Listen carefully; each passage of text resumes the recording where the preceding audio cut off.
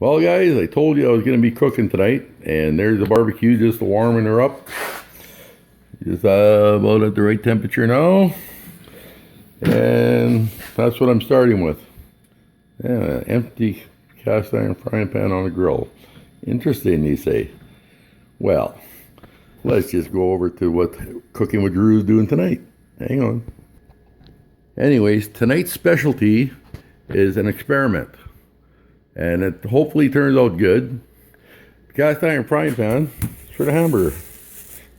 Give you that hint. And I pre-cooked some potato wedges and bacon built together. It's all pre-cooked. We are going to be using a couple packs of back bacon. Yeah, double smoked back bacon. And I got 2 packages of it. We're going to work with that.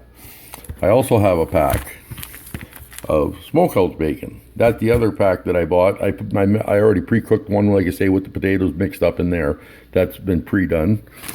Then we have our Cracker Barrel mozzarella cheddar and just an old cheddar block.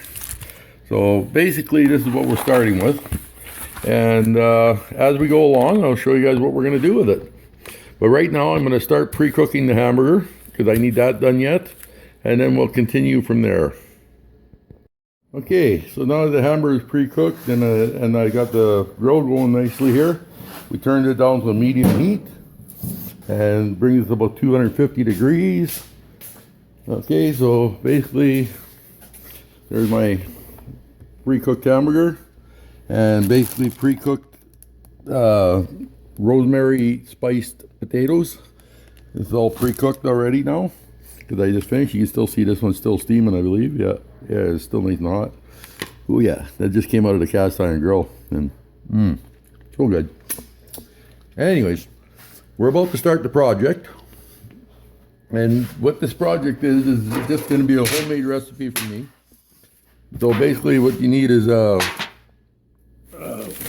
what the size is that? 13 by 9 pan, and it comes as a 2-pack. So basically, there's 1 pack. And then the second half will be, I'm going to be using as a lid on the barbecue. This is all being done in the man cave, people, not in the house. These lids I probably will not end up using now. I was going to use them for putting the hamburger and the potato and stuff in, but no. I'm going to do this separately. And basically what we're going to do here, for now I'll put this one over here. I got all my spices lined up already. Everything, the only thing I never did is I never pre-cut the cheese up, and I never pre-cooked any of this. But yeah, you can see the ingredients that I'm going to be using. There's a couple of eggs in there as well. And so I'll start this, I'll set this up, and I'll basically show you step by step what I plan on doing. I'm not going to run the video constantly all the way through because I think it's just a little bit too long if I do that. So it'll be a step-by-step video, guys. So hang on. Okay, so step 1 is to line your pan with your double smoked back bacon as such. So that was my first step. As you guys can see, it's nicely lined with double smoked back bacon. Oh yeah. We'll continue. Okay, next step is to line about half your hamburger on top of the bacon. And like I say, I use roughly about half of the hamburger. And then we line on top of the hamburger with some shredded cheese and also some chunks of old marble cheese, or not marble, old cheddar cheese, I should say, sorry. Okay, so that's what we do for the next step. And this is starting to look interesting now, is it not? Yummy, yummy. Okay, the next step was pre-cooked bacon and potato wedges. And the potato wedges, I used the rosemary spice, a little bit of seasoning salt, and a little bit of salt and pepper on top of those. So that gives you guys an idea on what's happening now. So we shall continue. And another topping of cheese, just very lightly. And then I put the rest of the hamburger on top of that. And I got a couple of strips of the back bacon left. We'll lay on top of that, just so you guys can see what's happening. So the back bacon. Now what I am going to do is put what I call an egg wash over top of it. I'll make that up and I'll just pour that on.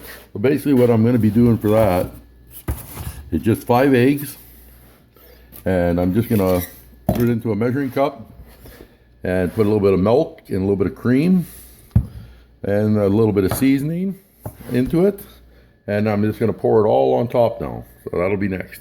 Hang on. Okay, so we put on the rest of the bacon. Okay, I stirred up the egg. That's just egg and milk and a little bit of cream. And basically all I'm going to do is pour this literally over top of everything. There's 5 eggs in here, if anybody's wondering how many.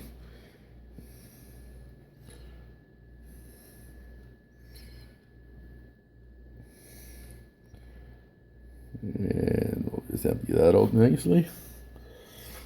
Send that into the kitchen for a wash. Anyways, I got some seasoning here with a little bit of pre-seasoning. I just dump it around a little bit. It's not a heavy seasoning. It's an all-purpose seasoning I'm using here.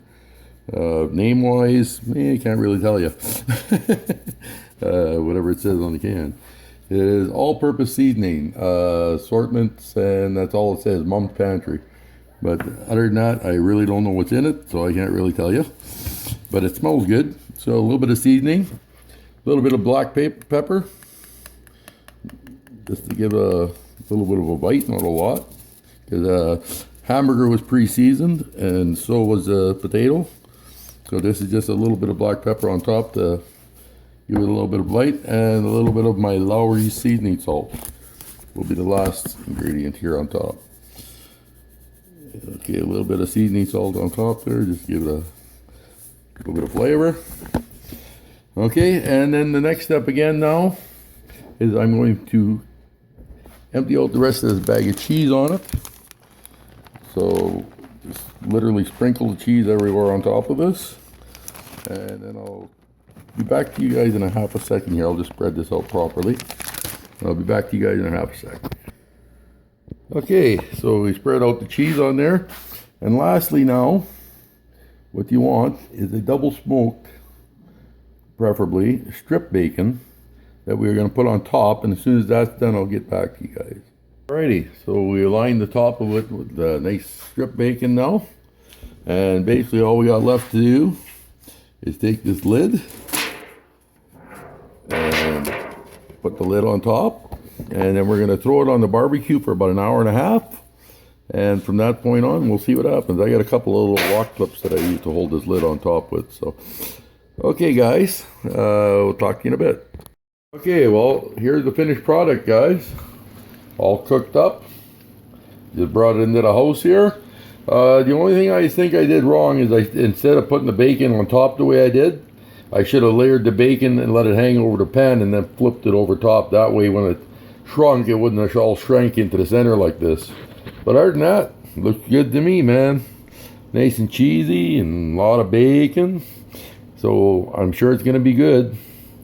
So let's try her out, and I'll let you guys know on the next video if it was good or not.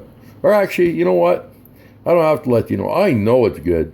It's going to be awesome. So, and this is what it looks like cut up, people. So you can see the cutout. So yeah.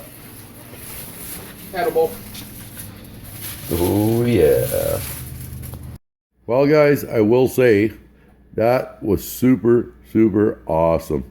It tasted so nice. Would I do it again? Oh yeah, in an instant.